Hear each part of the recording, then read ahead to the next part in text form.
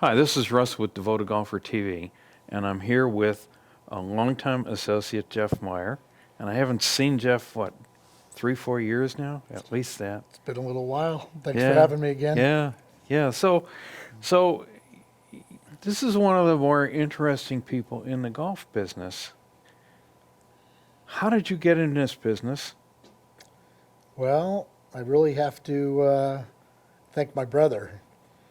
When I got out of school, my brother was actually a professional golfer, Uh-huh. and he knew a company in San Diego that was looking at prototyping tennis rackets, racquetball rackets. And before I took wanted to take another job with one of these aerospace companies, he said, "Why don't you go talk to them? You know, you played tennis all through high school and into college." So I did, and I want to say that was probably 1986, not to date myself, but that's where I first started working in the golf industry, making golf shafts. And your degree is? My degree's in metallurgical engineering, but obviously I've been dealing with composites for the last 38 years or so. Yeah. You got involved with Loomis and fishing rods. Yep, started my career at Aldala and ended up designing a lot of golf shafts that were used by all the major OEMs. Mm-hmm. And in 1992, had an opportunity to work for Gary Loomis, Mm-hmm. and his technology was very interesting to me. He was making fly rods on mandrels that were as small as 10 thousandths of an inch in diameter, and took me out fishing, caught a large salmon, and I was shocked that he was able to pull it in the bow and the rod without it snapping like a toothpick. So Right. it got my creative juices going, and I went to work for him for 4 And that years. would explain why so many of the shafts that I've seen you design have these micro holes in the tips, right? I mean, you put a lot of material up there. So that was one of the goals for the iron shafts that I developed at G. Loomis, and I wanted to make the balance point in a position where people could pull out a steel shaft and not have to make the club longer or add weight to the inside of the shaft, which changes the center of gravity. So Right, yeah. it also had some other benefits. It naturally created less torque, and then the balance point, and then And also it affected droop. yeah, I was about to go there. And less droop as well. Yeah. Yeah.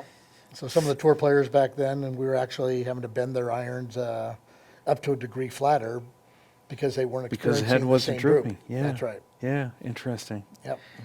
I see that now in drivers where, somebody comes in with a high swing speed and a very, very soft tip shaft. Hmm. And when I put them into a firmer tip on the shaft, because they're not getting any more droop, they're hitting all the balls, in the beginning, they're hitting balls off the bottom of the face. And he's like, "What's wrong with this?" I said, "Well, it's not what's wrong with this, it's what's wrong with what you had been playing."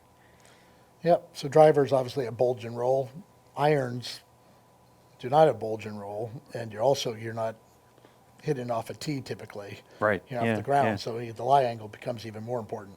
Yeah. Yeah. So that's what I have to do with them initially. I have to push the ball down a little bit so they put the center of the face on it, until they accommodate themselves to it. Hmm. Yeah. So now, L.A. Golf. Yep. After a long history, I mean, you greeted me in Switzerland one time. I did. I was doing a little bit of work for a company in Switzerland that had some very unique technology. Yeah. So that was along my career path. And when I came back from Switzerland, I was actually consulting for several different types of companies, some golf, some not, sporting goods companies, some aerospace. And I was actually doing some consulting work for LA Golf. Yeah, so Reed Dickens, our CEO, basically gives me a white sheet of paper and allows me to do some very unique things. And it makes my job very enjoyable. And I like using my creativity to create products that are better than other products. Yeah. So for me, to make something that's the same doesn't really make sense. I want to make something that's better. Now, you're having quite a run here at this. This is the PJ Merchandise Show 2023. I've actually learned how to say 23 already. Yeah, yeah. It's early in the year. Yeah, That's good. yeah. So you're having quite a run here at the show, aren't you? Feedback's been very positive for both our golf shafts and our putters, and as you know, we're introducing a golf ball. Yeah, and you know, I've got one of the top players at the range where I work who's moved on completely to a bag of LA golf shafts. Smart guy. Yeah, yeah. You know, and here's a guy that's playing the stiffest steel that you can find, and all of a sudden he's in. I use the term carbon fiber all the time. I just don't like this word graphite. All of a sudden, here's this really strong player playing carbon fiber and loving it. So that's the beauty with composite materials. You really have an infinite design window where steel shafts, aluminum shafts, titanium shafts are homogeneous materials, and even though material properties vary a little bit, you really only have wall thickness and diameter to change the properties. With composites, there's so many different fibers, different resin systems, all the fiber orientations from 0 to 180 that you can put in. There's other materials in addition to carbon fiber. We use boron, we've used Xylon, there's fiberglass, there's Kevlar, there's a ton of other different fibers out there available that you could also utilize to improve the playability of a golf shaft. Yeah. So you've got. Let's look at some of your shafts. Sure. Yeah. So you got tons of them now. We're not going to be able to cover all of them today, but let's talk about some of your favorites. Yeah, so a shaft that we introduced last year was our L series irons. Previously to that, the only thing we offered were, one length, parallel tip, combination trim to length. Right. So I saw an opportunity to bring to market a little bit heavier product, taper tip, and constant weight, and also flighted. So we designed each shaft in the set of irons. So the 4-iron has a lower flex point, and you go all the way progress through your 9-iron, it actually has a little bit higher flex point. So you could flight the ball, where your 4-iron, 3-iron, you want to be able to get the ball airborne a little bit easier. So we've had a ton of success with the L series irons. So much success that originally it was only available in a 4 and a 5, which is an S and X. And now, due to some higher ball speed players, are actually offering a Dash 6, which is a Tour X. Another interesting part of the L series is we developed a wedge.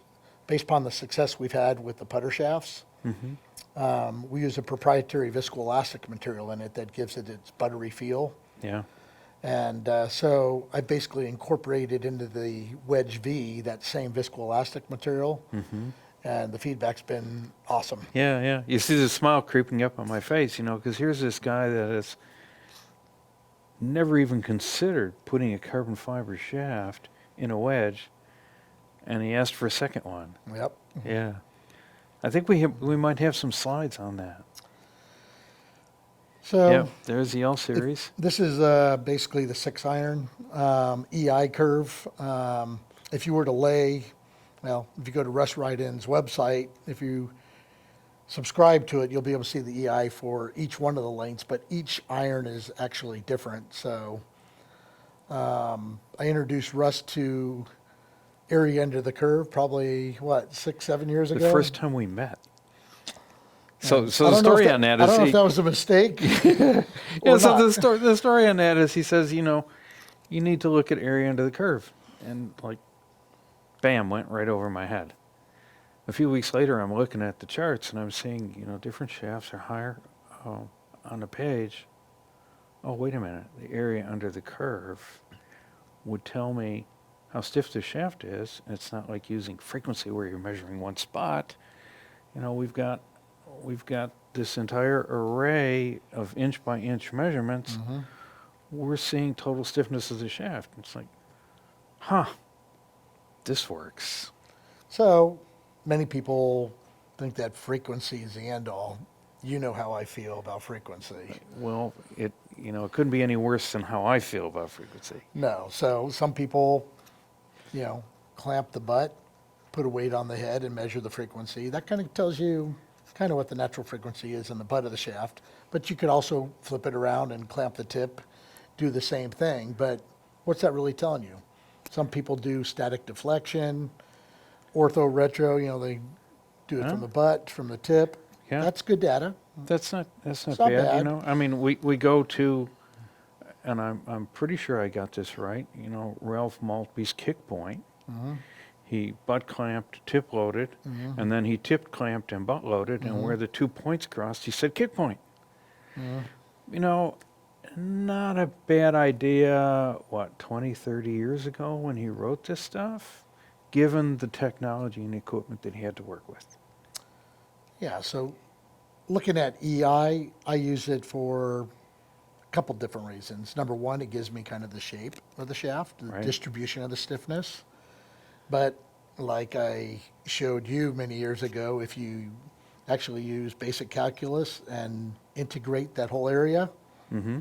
it gives you a total stiffness. That number is the total stiffness. So you can have two shafts that might have the same EI area, but they can play completely different. Oh yeah.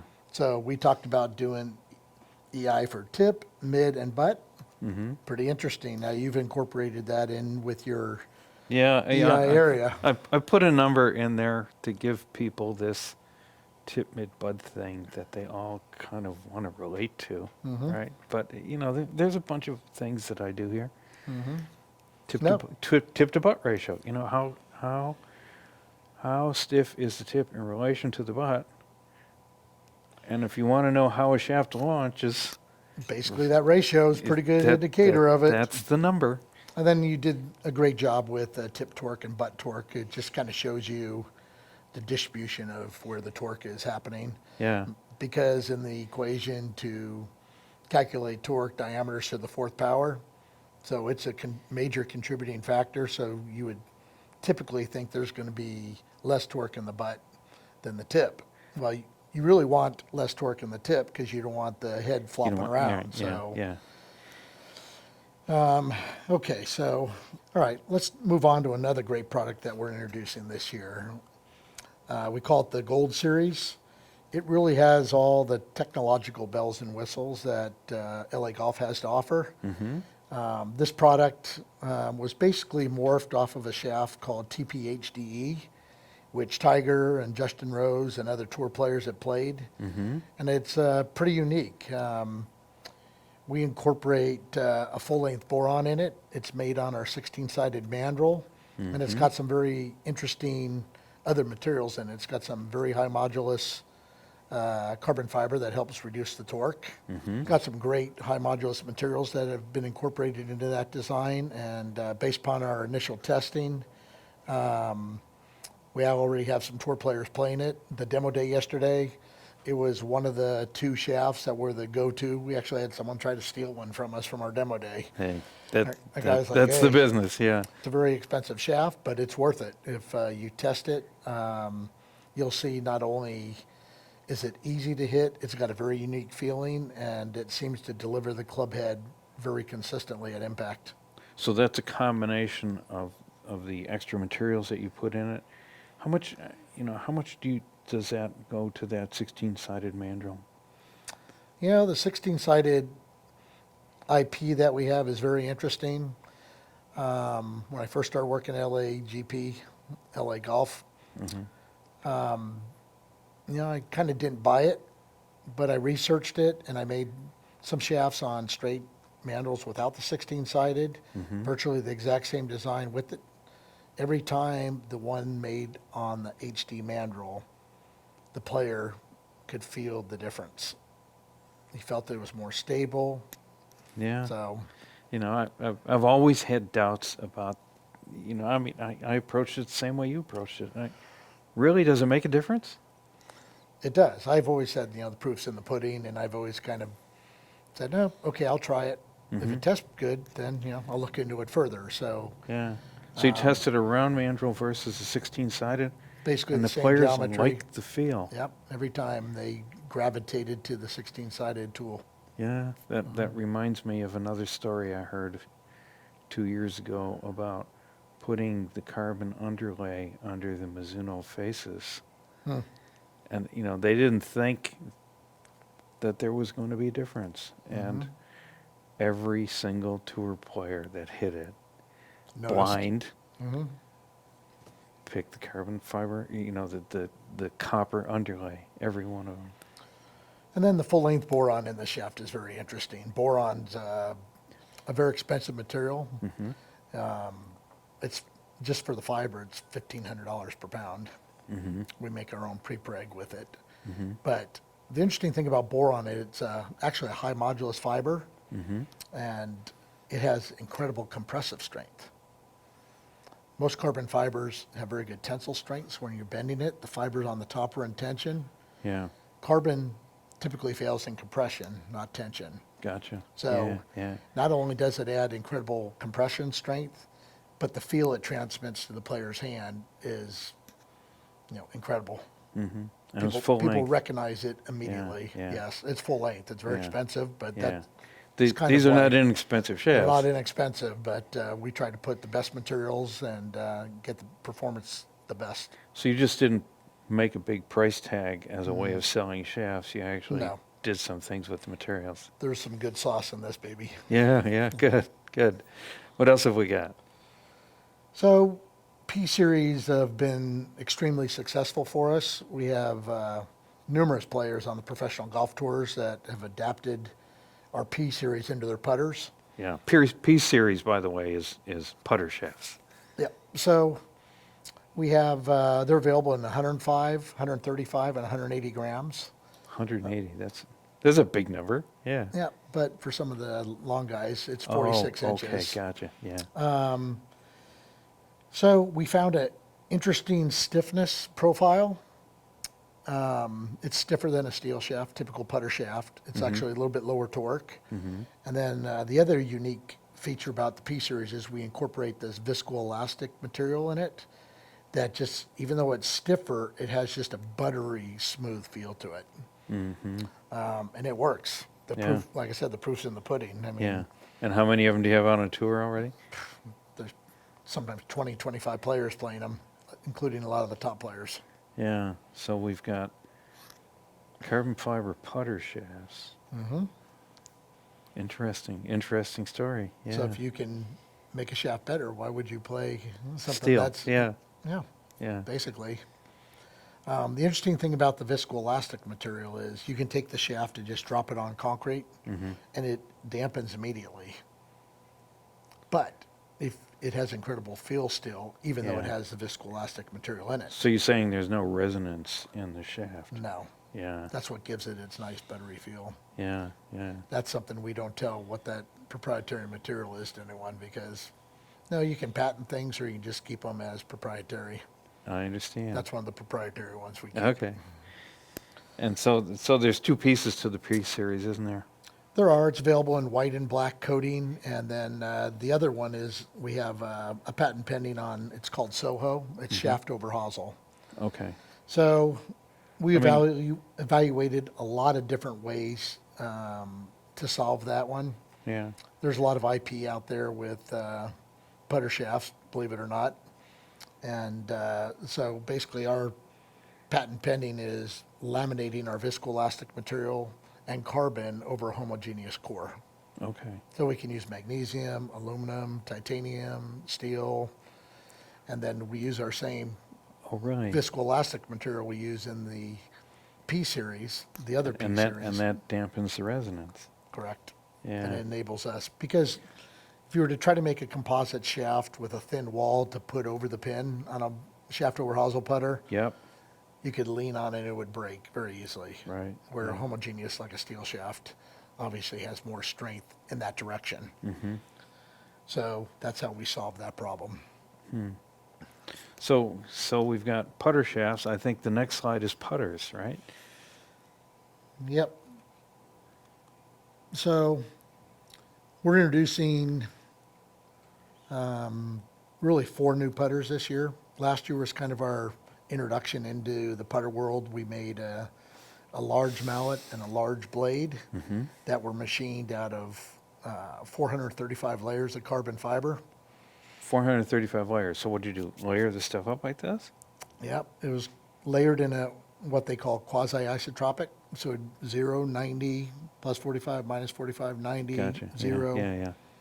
and stacked it And, all up. and that's done in driver shafts, so it's not like a unique technology, but it's a different way of applying this bias ply, Correct. hoop ply, It basically, since it's a fibrous material, right? depend upon how you have the fibers oriented, Right. provide, the strength in those directions. Yeah. So if you were to put them all, make a laminate, and they're all in the 0 direction, theoretically, it could split because you Right. don't have anything preventing it from breaking in that Yeah, direction. yeah. So we're really excited about the new putters. So you've moved on from this layered technology to, A different way. So the putters last year retailed for $1,500, and the stock shaft in it was Bryson DeChambeau's putter shaft. It was a large diameter, extremely low torque, 0.25 degrees of torque, and Bryson could do chin-ups on it and not break it or bend it. I mean, it was Yeah, yeah. super stiff. yeah, and he's not a lightweight guy. No, but from a stability standpoint, it was by far the most stable shaft we've ever made for a putter. However, with that bigger diameter, the feel was different. We even incorporated the viscoelastic material in it, but it had a hollow, stiff feel to it. So we learned a little something from that, and we still offer those putters, and people love them. They're very forgiving because, again, making out of carbon fiber, it's a high moment of inertia putter. So we've moved on, and we've created something that's more competitive from a price standpoint due to the process for the new putters. So there's 3 primary technologies in the new putters. The first one is the all-carbon body, and the reason that's important is if you look at the density of carbon, it's approximately 1.5 grams per centimeter, cc. If you look at stainless, it's around 7.8 grams per cc. So making a putter body like this out of carbon, this weighs 50 grams. So if the finished putter weighs 360 grams, I have 310 grams that I can. Move around. Yeah. That's right. Yeah. So by adding weights where we need them, we can optimize the center of gravity location, and then we can also put weight in the heel and toe. And that create a huge MOI. huge MOI. So this blade, we'll get into each model, but this blade has almost 7,000 MOI compared to typical blades, which are 4,250 to 4,500. I mean, you're up in the range of some of the big mallets. Did I get that well, right or not? Not quite. There's other ways to get MOI, Yeah. but trying to do it in a traditional shape Yes. is even a little bit more difficult. So that's the primary technology, but there's other technologies in this. We also have a patent for descending loft technology. Okay. So the loft on the face of our putters, the standard loft goes 4, 3, 2, 1. There's actually 4 surfaces. Okay. So what that does for you is on a ascending blow, you typically would hit a little higher on the face. There's more loft there.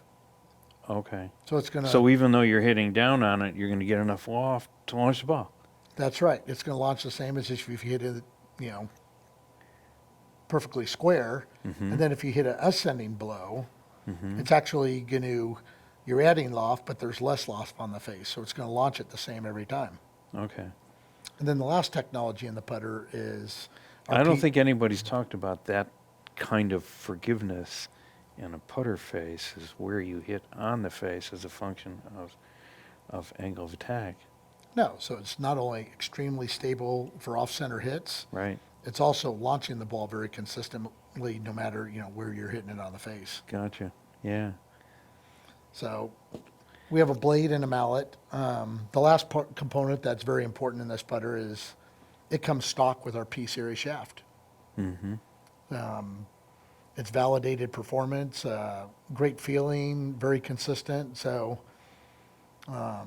those three technologies combined make an incredibly high performance putter.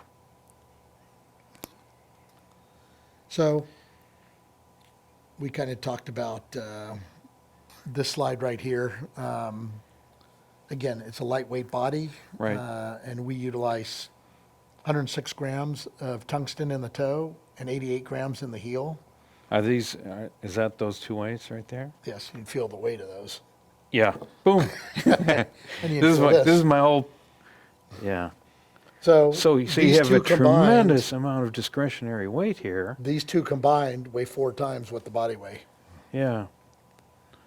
And so, what is this? Yep. The lightweight one is my heel weight. 88 grams. I won't consider it light, but Yeah, yeah.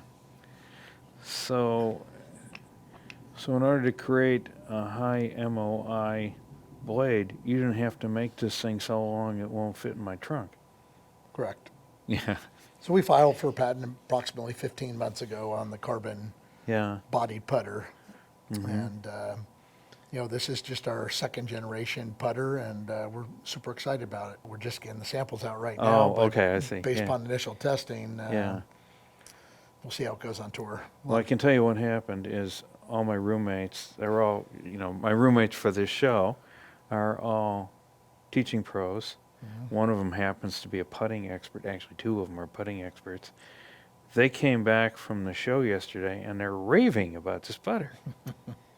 No, the feel, the consistency, it's pretty amazing. And, the MSRP on the blade, there's two different ones, two different materials. They're $4.99 and $5.99, which is an incredible value for all the technology in it. So you mentioned two different materials.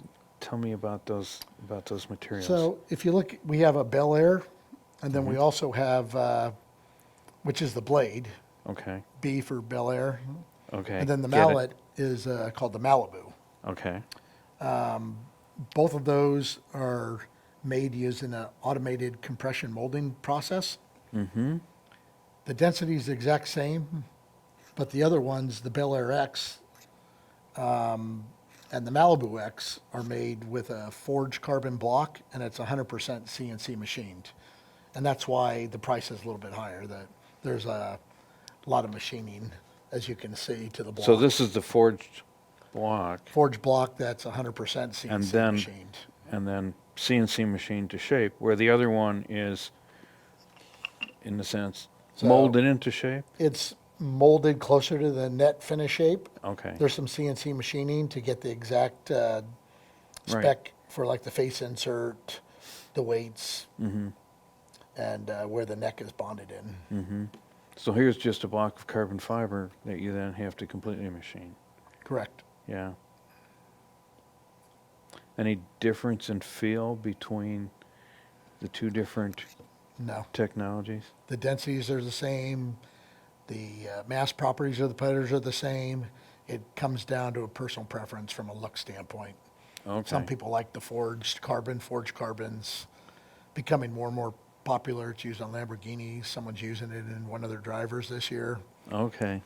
And so it has this wavy look in it. Is that an aspect? I think of it even has a like translucent blue on it too. Okay. No, so Callaway uses. Haven't seen that yet, but I'm gonna have to ask my Lamborghini owning friends if they've got a forged carbon frame, Yep. forged carbon body, Yep. right? Are they So doing the frames? No, I think fairings and things like that are being used. Okay. Yeah. But it's a great material. Again, the densities are the same, and so the mass properties of the putters are the same. So it really comes down to, do you like the look of the forged or the automated compression molded part? Mm-hmm. And the price point's $100 a piece. And I see some Difference. slots in here. So tell me about your hosels. What are you doing hosel-wise? So on the blades, it's available right now only in plumber's neck. The mallet, actually, we have 3 necks. We have a plumber's neck, we have a slant face balance neck, and then we also have a slant non-face balance neck. All 3 of those are available. Okay. So I got to ask this question. Those aren't carbon fiber, are they? No, it doesn't really make sense. You do have to bend them from time to time. Yep. So this gives us the ability. We have a bending fixture, so we can adjust the loft and lie prior to bonding the neck into the part. Okay. So, like So- Bryson, I made him one of these, and I bent it to the right loft and lie before I bonded Before it you to the put body. it in, yeah. But for me, with a conventional loft and lie bending, or with We a don't conventional, recommend it after it's bonded in because you could potentially, some people like prying on them pretty good, Okay. you could potentially damage the composite. Although this material, the manufacturer made a bolt and put it in a truck, and they actually lifted the truck up without the bolt breaking. Okay. Extremely strong because their process, they're able to get the right fiber alignment they want. Well, the club fitters of the world are going to want to be bending these things. Yep.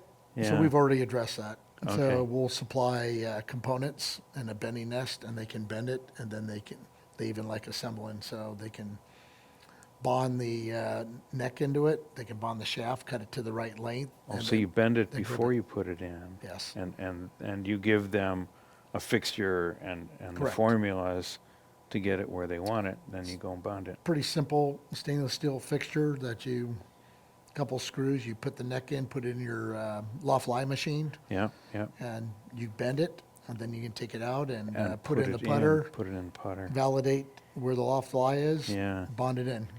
I like that. Pretty cool. I like that. Yeah. Yeah. That's a great idea. Yep. Okay.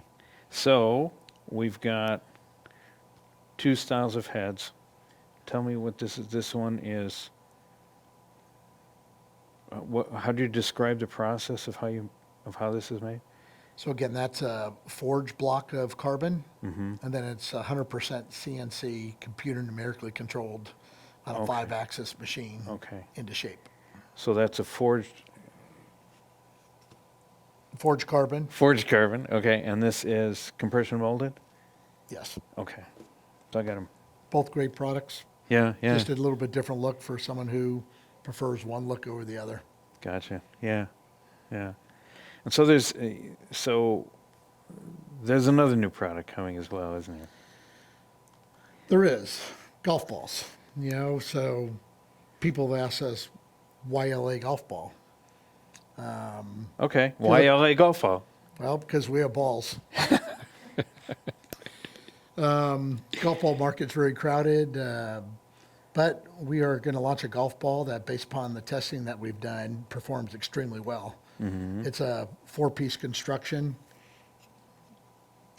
So it's a 4-piece construction, has a urethane cover, and we ran some robotic tests at 110 miles per and hour. I do recall you guys have a robot, don't you? You have your own robot. No, I That went? used we used to, you're right. Yeah. But I used an independent party Mm-hmm. to do the test. Okay. So there's no bias. And Okay. I tested against 3 other very popular golf balls on the market. Mm-hmm. And we tested driver club head speed at 110 and 125 miles per hour. Mm-hmm. Then we ran a 5-iron test and a sand wedge test. And to my surprise, it actually outperformed 2 of the balls in every category. And one of the balls, it was virtually the same. So So you're second to none. I was very impressed with the performance, and I don't know if you've followed us, but we've actually given dozens of golf balls away for free. Unfortunately, when we launched on our I don't website, remember one of those. well, I don't remember one of those showing up at my house. you know why? Because you weren't on the internet when it went live, and they sold so quick. We had people just pay for the shipping. Mm-hmm. They sold out in minutes. Okay. So based upon the feedback we've gotten from consumers, they're raving about. They really like the golf ball. Mm-hmm. So this is our first entry product, and we're really excited about it. It's a premium golf ball. Mm-hmm. MSRP is going to be $69.99, Mm-hmm. and I think there's going to be an audience that loves it and will buy it for sure. Okay. When are you coming to Dallas? No plans yet, but like I've told you and Biv and others, if I do, I'll certainly come by and spend some time and share with you some of our new products. Yeah, yeah. I'm sure that Biv wants to spend some time with your putters. Yeah, I was going to have him run some tests for us. Mm-hmm. Unfortunately, we already had a database from another putter testing company, Mm-hmm. so I wanted to keep the baseline the same so we can compare some of the other tests we currently ran or Yeah. previously ran with the Yeah, current yeah. products. So, but, Biv and I have had some great conversations and very impressed with he's definitely capable of doing. Yeah. He built a putting robot, and just letting the putter go didn't work, so he figured out how to do servo motor control, put a servo motor on it so that he would have perfect control over the putter speed. So Yep. No, he's shared with me his robot and Quintech and some of the other instruments he has available to him, and very impressive. yeah, and he came back raving about these things yesterday. So you got a big endorsement. Yep. Nope. He understands putters and putter performance, and when I explained the technology to him, he and the friends that he was with definitely wanted to go out and test them, and they're Yeah. very impressed. Yeah. Well, Jeff, until we do this again, You got it. it's always great spending time with you. Thanks, Russ. Appreciate the time. Okay, so this is Russ and Jeff signing off from the 2023. See, I got it right again. PJ Merchandise Show. Thanks you. for spending your time with us. Thanks, Russ.